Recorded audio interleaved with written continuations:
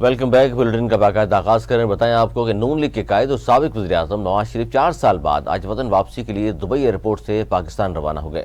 نواز شریف کو وطن واپس لانے کے لیے طیارہ امید پاکستان 1 گھنٹہ 22 منٹ تاخیر سے 10:42 پر دبئی ایئرپورٹ سے روانہ ہوا۔ نواز شریف کی دبئی سے اسلام آباد پرواز کا دورانیہ 3 گھنٹے 5 منٹ ہے، جس کے بعد تحت سابق وزیر اعظم کا جہاز تقریباً دوپہر 1:30 بجے اسلام آباد میں لینڈ کرے گا۔ میاں نواز شریف کے ہمراہ 148 مسافر خصوصی پرواز میں پاکستان آ رہے ہیں، جبکہ لیگی رہنما عرفان صدیقی، ناصر جنجوعہ اور ڈاکٹر عدنان بھی ان کے ہمراہ ہیں۔ سابق وزیر اعظم کا خصوصی طیارہ دبئی سے اسلام آباد پہنچے گا، جہاں سے وہ لاہور کے لیے روانہ ہوں گے۔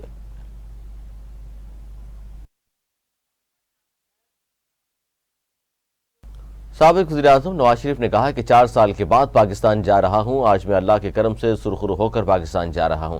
دبئی ایئرپورٹ پر صحافیوں سے گفتگو کرتے ہوئے نواز شریف نے کہا کہ میری بیٹی کو بھی بالآخر کلین چٹ ملی اور وہ مل نہیں تھی۔ مریم نواز کے پاس کوئی سرکاری آفس نہیں تھا کہ اس کو تو ویسے ہی دھر لیا گیا تھا۔ میں نے پہلے بھی کہا تھا کہ سب کچھ اللہ پر چھوڑتا ہوں، ہم 9 مئی والے نہیں، ہم 28 مئی والے ہیں۔ نواز شریف نے کہا کہ بہت ہی اچھا ہوتا کہ آج 2017 کے مقابلے میں حالات بہتر ہوتے۔ دکھ کی بات ہے کہ ملک آگے جانے کے بجائے پیچھے چلا گیا۔ انہوں نے کہا کہ پاکستان میں اس طرح والے حالات ہیں جو پریشان کن ہیں۔ حالات ہم نے بگاڑے بھی خود ہی ہیں، ٹھیک بھی خود ہی کر رہے ہیں۔ سابق وزیر اعظم نے کہا کہ جو ملک کو IMF کو بھی خدا حافظ کہہ چکا تھا، وہ مسائل کا شکار ہے۔ پاکستان جہاں لوڈ شیڈنگ ختم ہو گئی تھی اور علاج کی سہولتیں موجود تھی، کیا وہ پاکستان آج نظر آتا ہے؟ نواز شریف نے کہا کہ 2017 میں پاکستان میں روزگار مل رہا تھا اور علاج کی سہولتیں تھیں، نوبت یہاں تک کیوں آئی؟ ہم اس قابل ہیں کہ ملک کو مسائل حل کر سکیں۔ انہوں نے کہا کہ انتخابات سے متعلق بہتر فیصلہ الیکشن کمیشن ہی کر سکتا ہے۔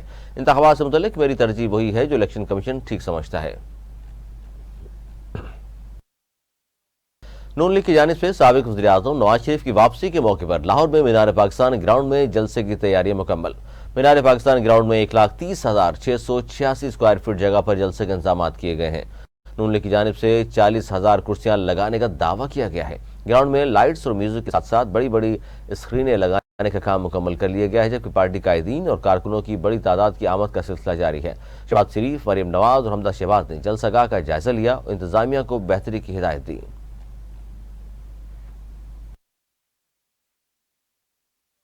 پاکستان پیپلز پارٹی کے رہنما حسن مرتضیٰ نے کہا کہ پہلے ایک لاڈلا تھا، اب دوسرا ہے، لیکن ملک میں عوامی راج کب ہوگا؟ لاہور میں پریس کانفرنس کرتے ہوئے حسن مرتضیٰ نے کہا کہ صرف لاڈلا بدلا ہے، کندھا نہیں بدلا۔ ملک میں اس طرح چلائیں گے تو اگلی حکومت چلتی نظر نہیں آتی۔ الیکشن میں ایسا سرپرائز دیں گے کہ سب کی آنکھیں کھلی رہ جائیں گی۔ حسن مرتضیٰ نے کہا کہ پیپلز پارٹی کو ڈیل اور ڈیل سے کوئی خطرہ نہیں، آپ کا مقابلہ کھلاڑی سے نہیں، پیپلز پارٹی سے ہے۔ میاں صاحب کے بغیر پیپلز پارٹی الیکشن کو ادھورا سمجھتی ہے۔ پی پی رہنما نے کہا کہ نگراں حکومت ہر وہ کام کر رہی ہے جو ان کے کرنے والا نہیں۔ الیکشن کروانا نگراں حکومت کی ذمہ داری ہے، جس کا نام نہیں لیا جا رہا۔ حیران ہوں نون لیگ کی نجکاری پالیسی کو آگے بڑھا رہے ہیں۔ حسن مرتضیٰ نے کہا کہ ان کو سرکاری اداروں کو بیچنے کا حق کس نے دیا؟ پنجاب میں سرکاری ملازمین پر عرصہ حیات تنگ کیا جا رہا ہے، اساتذہ کو جیلوں میں ڈالنا اور ان پر پولیس تشدد زیادتی ہے۔ انہوں نے یہ بھی کہا کہ نواز شریف کو ملنے والا ریلیف بھی غلط ہے۔ خواجہ آصف میچ فکس کا بیان دے کر کیا تاثر دے رہے ہیں؟ اسرائیل نے شہری آبادیوں، ہسپتالوں اور عبادت گاہوں کو نہیں بخشا۔ غزہ کے قدیم ترین گرجا گھر پر بھی بمباری کر دی۔ حملے کے نتیجے میں چرچ میں پناہ لینے والے 10 فلسطینی شہید ہو گئے۔ غزہ میں جاری اسرائیلی بربریت سے 1500 سے زائد بچوں سمیت شہداء کی مجموعی تعداد 4300 سے تجاوز کر گئی، جبکہ اب تک تقریباً 14,000 شہری زخمی ہو چکے ہیں۔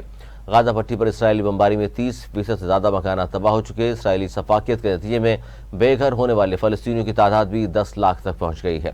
اسرائیلی افواج کی جانب سے شیبہ فارم سے متصل جنوبی لبنان پر بھی گولہ باری کی گئی ہے، جبکہ امریکی صدر اور برطانوی وزیر اعظم کی حمایت ملنے کے بعد کسی بھی وقت غزہ پر اسرائیلی فوج کے زمینی حملے کا بھی امکان پیدا ہو گیا ہے۔ حماس کے رہنما اسماعیل ہنیہ نے خبردار کیا ہے کہ اسرائیلی جارحیت کے سبب تنازعی علاقہ جنگ میں تبدیل ہو سکتا ہے اور اس صورتحال میں یہ اسرائیل اور اس کے حامیوں کے قابو سے باہر ہو جائے گا۔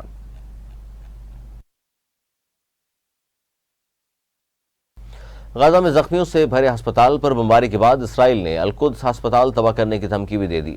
عالمی ادارہ صحت کے سربراہ ٹیڈروس ادھوان نے اسرائیلی دھمکی پر تشویش کا اظہار کرتے ہوئے کہا ہے القدس ہسپتال خالی کرنے کے مبینہ احکامات پریشان کن ہیں۔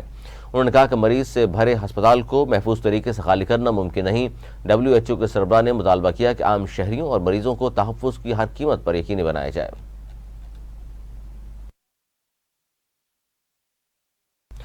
پی ٹی آئی پارلیمنٹرین کے سربراہ پرویز خٹک نے کہا ہے کہ چیئرمین پی ٹی آئی مغرور ہیں، وہ اپنی لیڈرشپ کرنا چاہتے ہیں۔ پشاور میں پی ٹی آئی پارلیمنٹرین کے زیر اہتمام منعقدہ ورکرز کنونشن خطاب میں پرویز خٹک نے کہا، چیئرمین پی ٹی آئی سے ہر تحصیل میں لوگ جائیں گے، پھر بتاؤں گا یہ غرور کا نتیجہ ہے۔ انہوں نے کہا کہ چیئرمین پی ٹی آئی نے پشاور میں بی آر ٹی کے قیام کی مخالفت کی تھی، جبکہ صحت کارڈ بھی ان کا ویژن نہیں تھا۔ 35 سال سے حکومت کرنے والوں سے بھی ہمیں انصاف نہیں ملا۔ پرویز خٹک نے کہا کہ میں نے سوچا کب تک جھوٹے وعدے کرنے والوں کا ساتھ دیں گے، اس لیے ہم نے اپنی پارٹی بنا لی ہے، ان کی کالی کرتوتیں دکھائیں گے۔ میں نہ کسی سے ڈرتا ہوں، نہ کبھی چوری کی، میں اس لیے نکلا کہ ان چوروں کو نکالے۔ انہوں نے مزید کہا کہ تحریک انصاف کے 3.5 سال میں کیا ہوا، ایسی سیاست پر لانت جس پر عوام کی خدمت نہ ہو۔ آج افغانستان کے حالات ہم سے اچھے ہیں۔ پرویز خٹک نے کہا کہ پی ٹی آئی میں بڑے لوگ پارٹی پر خرچے کر کے پھر لوٹ مار کیا کرتے تھے۔ پی ٹی آئی والوں کو قریب سے دیکھا ہے، وہ وعدے پورے کرنے والے نہیں ہیں۔ امریکہ کے صدر جو بائیڈن نے دعویٰ کیا ہے کہ حماس کے حملوں کا ایک مقصد سعودی عرب اور اسرائیل کے درمیان تعلقات کو معمول پر لانے کے عمل کو سبوٹاژ کرنا ہے۔ فنڈ ریزنگ ایونٹ سے خطاب میں بائیڈن نے کہا کہ حماس کو پتہ تھا، وہ جلد ہی سعودی قیادت کے ساتھ بیٹھ کر اس معاملے پر بات کرنے والے تھے۔ بائیڈن نے تصدیق کی کہ انہوں نے اسرائیل پر زور دیا ہے کہ غزہ میں زمینی جنگ چھیڑنے کے عمل کو ملتوی کرے تاکہ مذاکرات کے نتیجے میں مزید یرغمالیوں کی رہائی ممکن ہو سکے۔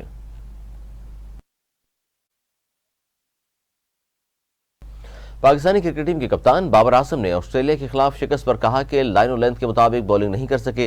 کپتان بابر اعظم نے ٹیم کی آسٹریلیا کے خلاف میچ میں بہتر کارکردگی نہ دکھانے اور بدترین شکست پر اپنی خامیوں کے حوالے سے کہا کہ میچ کے دوران کیچز ڈراپ ہوئے۔ انہوں نے کہا کہ آسٹریلوی اننگز کے آخری 15 اوورز میں میچ میں ہم واپس آ گئے تھے، پھر بیٹنگ میں آغاز اچھا ہوا لیکن مڈ آرڈر میں پارٹنرشپ اچھی نہ لگا سکے۔ دوسری جانب آسٹریلوی کپتان پیٹ کمنس نے جیت کو اچھی کامیابی قرار دیا۔